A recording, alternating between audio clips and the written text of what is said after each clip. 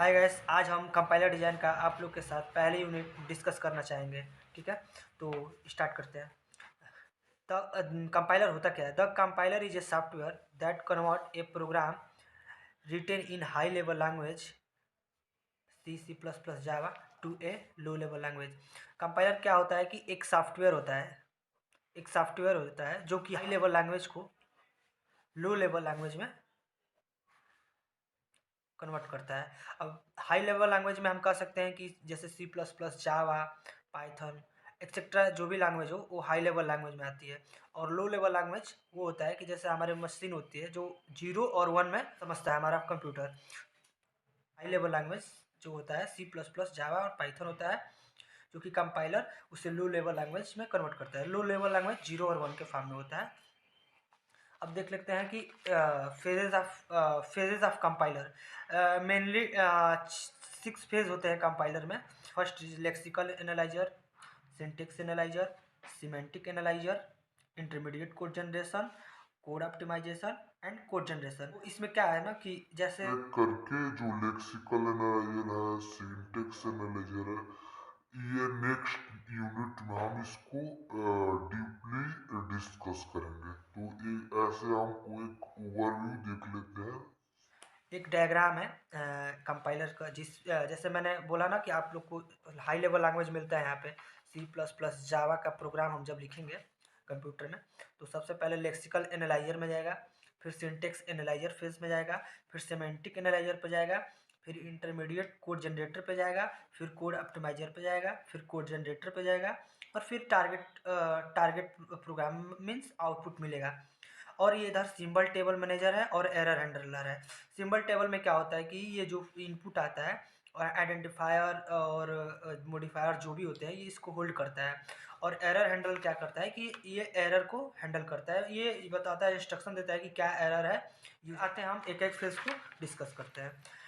Lexical analyser phase is the first phase of compilation process. Lexical analyser जैसे कि मैंने आपको बता दिया कि सबसे पहला एवब फेज होता है कंपाइलर का। इसी से प्रोग्राम सब पहले ही एग्जीक्यूट होता है। सबसे पहला स्टेप यही होता है। It take the source code as a input, it read the source program one character at a time and convert it into meaningful lexeme. Lexical analyser represent this lexeme in the form of tokens. मैंने जैसे बताया कि ये input में जो programme हम लोग लिखते हैं वो इनपुट में एक्सेप्ट करता है और इसे लेक्सिम के में कन्वर्ट करके और टोकन के फॉर्म में ये जनरेट करता है। अब हम आगे देखेंगे कि टोकन्स क्या होते हैं। एक सेकंड मैं बताता हूँ, नेक्स्ट पेज में।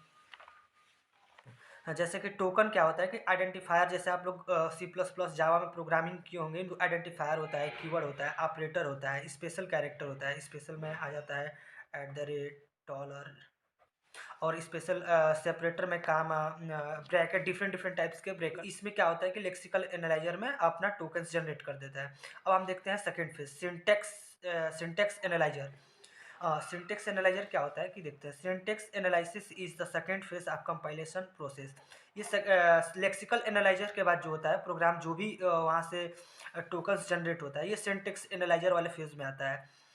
इसके आगे क्या होता है, it takes token as input and generate as a parse tree as a output. मैंने जैसे कि बताया कि ये टोकन्स जो होता है जो लेक्सिकल एनालाइजर से होकर आता है, तो उसे एक्सेप्ट करता है और क्या करता है कि एक पास ट्री जनरेट करता है। मैं आगे अभी डिस्कस करूंगा इस एग्जाम्पल में आप लोग के साथ। ये आउटपुट के रूप में क्या होता है कि पास ट्री देता है। In syntax analyzer phase is the parser check the expression made by is taken is syntactically correct और नॉट। इसमें देखता है कि सिंटेक्स रूप से ये ट्रू है कि नहीं है। देखते हैं इसमें क्या है कि देखिए, इसमें टोकन्स में मुझे लेक्सिकल एनालाइजर से मुझे इनपुट मिला है। ये इनपुट मिला है लेक्सिकल एनालाइजर से। ठीक है। लेक्सिकल एनालिसिस इनपुट मिला है टोकन में, मैंने आपको ऊपर ही डिस्कस कर दिया है, ठीक है। तो ये क्या है कि पार्सर है, पार्सर्स में इनपुट आ गया, फिर यहाँ पे ऑलरेडी पहले से ही ये प्री डिफाइंड ग्रामर होते हैं, जैसे आप कोई भी कंपाइलर यूज करें, ये पहले से ग्रामर उसमें सेव होते हैं, जैसे बहुत सारे इसमें ऑलरेडी ग्रामर पहले से ही सेव होते हैं और उसके हिसाब से वो काम करता है, और इसमें चेक करता है, और यहाँ से जो टोकन्स आता है उसके हिसाब से ये वाली पास्ट्री जनरेट होती है, पास्ट्री जनरेट होती है, और पास्ट्री जनरेट होती है, तो ये कुछ रूल को फॉलो करता है, और जो ग्रामर होता है इसी के हिसाब से ये बनता है। तो सबसे पहले इसमें क्या होता है, और लास्ट में ये भी चेक कर लेते हैं कि जो टोकन्स है और पास्ट्री से जो बनकर आउटपुट आ रहा है क्या वो सेम है, तो सेम है या इक्वल है, तो यानी कि हमारा सिंटेक्स सही है। तो मैं देखता हूँ यहाँ, सबसे पहले हम यहाँ से स्टार्ट करते हैं, कभी भी लेफ्ट साइड करते हैं, ठीक है। फिर यहाँ से स्टार्ट किए, फिर यहाँ से स्टार्ट किए, फिर यहाँ से, तो लीफ नोड पे जो होता है उसको हम लोग एक्सेप्ट करते हैं, तो यहाँ पे क्या है, आईडी, ठीक। उसके बाद यहाँ पे गए, ठीक है, यहाँ पे गए, यहाँ पे फिर लीफ नोड पे क्या आ रहा है, प्लस, ठीक है। फिर यहाँ पे आ गए, फिर लीफ नोड पे क्या आ रहा है, आईडी, ठीक है। फिर यहाँ पे गए, फिर लीफ नोड पे आ गया क्या, स्टार मल्टीप्लाई का सिंबल, ठीक है। फिर यहाँ से गए आईडी, फिर लीफ नोड पे यहाँ पे आ गया आईडी, ठीक है। फिर यहाँ से क्या कंप्लीट हो गया, यानी कि जो हमारा लेक्सिकल एनालाइजर से आया था और सिंटेक्स एनालाइजर से जो आउटपुट है ये इक्वल है मीन्स हमारा आगे नेक्स्ट फेज में इस जो भी इनपुट आया है या आउटपुट जो भी है इसको हम नेक्स्ट फेज में इनपुट के रूप में टाइप में भेज देंगे, ठीक है। अब आगे देखते हैं, नेक्स्ट स्टेप देखते हैं, सिमेंटिक एनालाइजर, ठीक है। सिमेंटिक एनालाइजर देखते हैं, ये सिमेंटिक एनालिसिस देखते हैं, ये थर्ड फेज है कंपाइलर का। जब हमने पास्ट ट्री जनरेट करके और उससे चेक कर लिया नेक्स्ट सिंटेक्स एनालिसिस, तो उसमें क्या होता है कि हम इसमें क्या करते हैं कि semantic analysis is the third phase of compilation process, it check whether the parsed tree follow the rules of language. क्या मैंने जैसे बोला कि ये थर्ड फेज होता है कंपाइलेशन का, ठीक है। और ये पास्ट ट्री से जो भी आता है ये चेक करता है कि इस रूल को लैंग्वेज का रूल को फॉलो कर रहा है या नहीं कर रहा है। Semantic analyser keeps the track of identifier there types and expression. The output of semantic analyzer faces in the annotated syntax. Semantic analyser क्या करता है कि ये आइडेंटिफायर को ट्रैक करता है कि कैसे ये क्या ये ग्रामेटिकली सही है या नहीं सही है। यहाँ पे आप लोग को कैलकुलेशन मिलेगा। Role of semantic analyser is to check text for meaningfulness, means करने का मतलब है कि क्या जो हमारा इनपुट है और जो आउटपुट आया है क्या उसका कोई मीनिंग आ रहा है या नहीं आ रहा है, ये सिमेंटिक एनालिसिस का वर्क है, ठीक है। अब आते हैं फोर्थ फेज पे। इसके बाद आ जाएगा आपका इंटरमीडिएट कोड जनरेशन।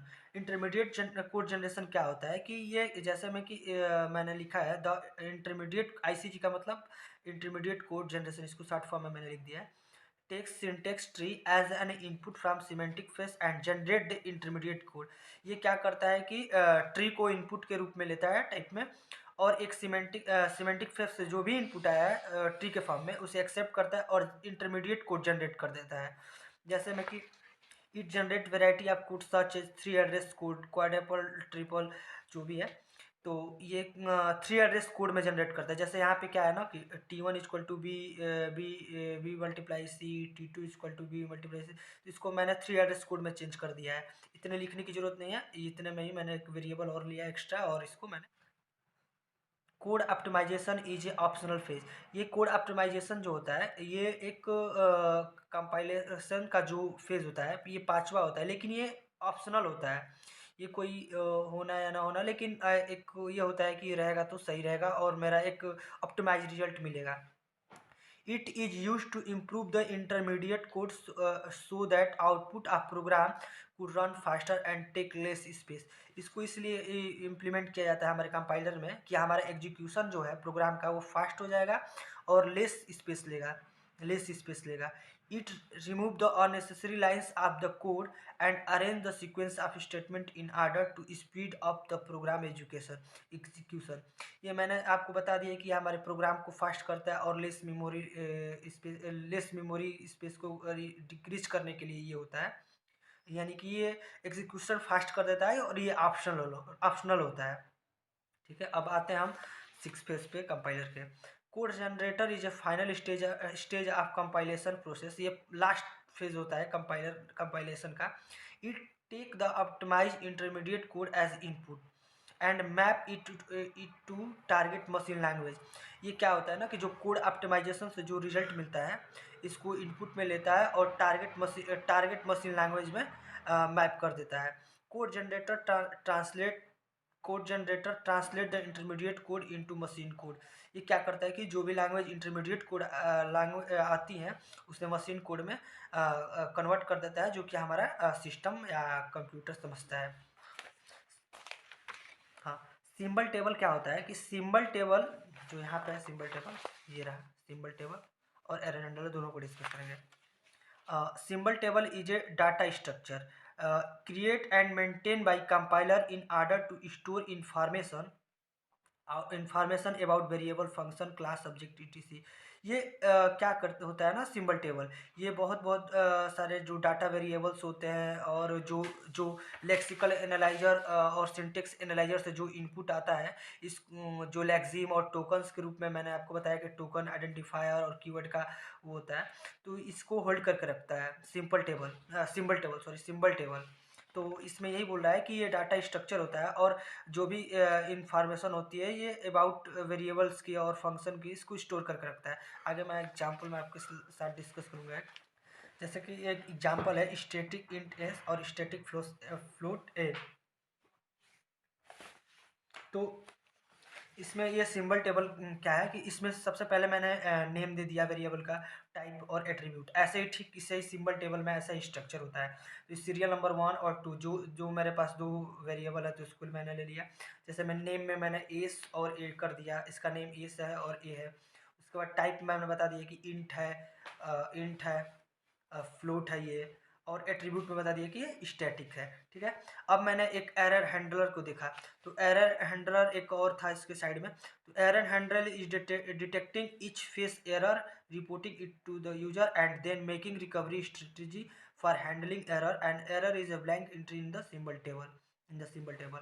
मैंने बताया कि एरर हैंडल क्या करता है कि सारे एरर को हैंडल करता है और यूजर को इन्फॉर्म करता है उसे सही करने के लिए। जैसे हम लोग क्या करते हैं कि कभी भी C++ में प्रोग्राम बनाते हैं और एक कामा या ब्रैकेट क्लोज या ओपन नहीं किए होते हैं, तो हम लोग के सामने एक इंस्ट्रक्शन आता है। वो इंस्ट्रक्शन देने का काम एरर हैंडलर करता है और हम उसे सही कर देते हैं, फिर मेरा प्रोग्राम एग्जीक्यूट हो जाता है। Thank you.